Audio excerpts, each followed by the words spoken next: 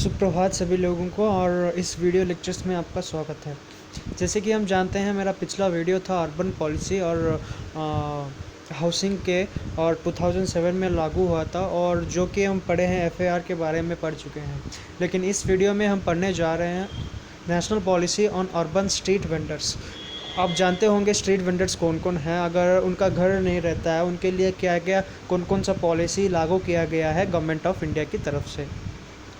पहले मैं पेन ले लेता हूँ मेरा।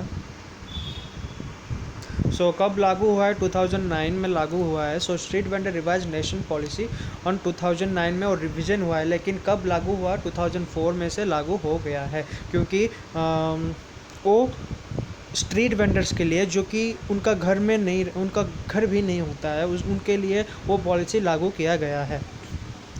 So it provides mechanism for regulation of such activities to avoid congestion and sidewalking to ensure free flow of traffic roads। इसका मतलब यह है कि उनके लिए घर बसाना, उनके लिए ट्रैफिक रूल का पालन करना। जैसे कि जानते हैं हम और ट्रैफिक और रोड साइड में भी सो लेते हैं।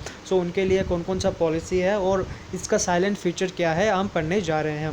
पहला साइलेंट फीचर यह है कि town vendor committee TVC is to be constituted by the appropriate government in all the cities and towns में जो कि स्ट्रीट वेंडर्स रहते हैं उनके लिए टाउन वेंडिंग कम्युनिटी का लागू हुआ है। टाउन वेंडिंग कम्युनिटी बोल के एक वेंडिंग कम्युनिटी जो कि लागू हुआ है, किसके लिए? वेंडर्स, स्ट्रीट वेंडर्स के लिए लागू हुआ गया है। Only urban to prevent extraction of street vendor the collection of revenue through TCP introduced. इसका मतलब यह है कि जो कि कलेक्शन उनके पास से निकलता है, जो कि गरीब होते हैं उनका भीख मांगते हैं, वो सारा उनके लिए कौन कौन सा सुविधा प्रोवाइड किया गया है गवर्नमेंट ऑफ इंडिया की तरफ से। आपको ये ध्यान में रखना है कि टाउन वेंडिंग कम्युनिटी एक जो कम्युनिटी है जो कि किसके लिए काम कर रहा है? स्ट्रीट वेंडर्स के लिए, अर्बन स्ट्रीट वेंडर्स के लिए, जो कि म्यूनिसिपल कॉर्पोरेशन की तरफ से लागू किया गया है।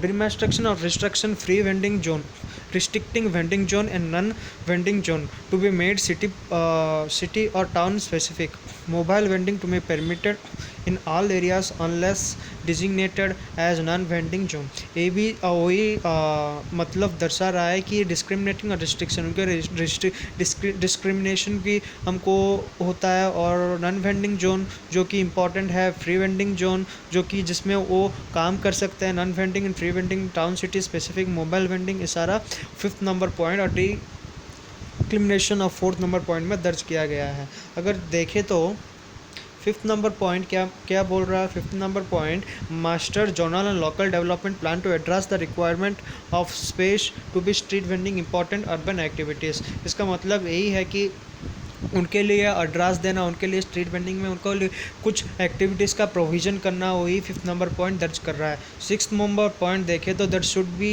Any cut off date of resignation in और limited impose on number of vendors to be permitted in cities. हम पढ़ चुके हैं रिहैबिलिटेशन एक्ट में जो कि वो एक जगह से दूसरे जगह जाते हैं, उनके लिए कौन कौन सा पॉलिसी है वही इस वेंडिंग कम्युनिटी जो कि कट ऑफ रजिस्ट्रेशन है, जो कि स्ट्रीट वेंडर्स है, उनके लिए लागू किया गया है। 7th number point, registration and insurance of identity card to street vendors with detail such as vendors code number, vendors name, vendors nominee, category, स्टेंटरी एंड मोबाइल एक्सेट्रा। इसका मतलब यही है कि उनके लिए आइडेंटिटी कार्ड प्रोविज़न करना, उनके लिए सच डिलीवरी प्रोविज़न करना, कोड नंबर प्रोविज़न करना, आधार कार्ड प्रोविज़न करना, वेंडर्स नॉमिनी, कैटेगरी और जिस जगह में रहता है उनके लिए स्थान का घोषित करना, वही 7th नंबर पॉइंट में दर्ज किया गया है। अगर 8th, 9th, 10th and 11th and 12th देखें तो वही दर्ज कर रहा है कि photography survey of street vendors कहाँ पे रहते हैं, उनका फोटोग्राफी क्या है और वो उनके कौन सा कैटेगरी में आते हैं, और ST, SC, प्रायोरिटी, डिसेबिलिटी, वो सारे लिया जाते हैं। ए टाइम लिमिट, ये वाला पॉइंट थोड़ा देख लीजिए। Time limit of stationery vendor 10 years with further extension of 10 years of introduce. इसका मतलब है कि उनके लिए 10 ईयर्स का लागू किया गया है गवर्नमेंट ऑफ इंडिया की तरफ से उस जगह में स्टे करने के लिए।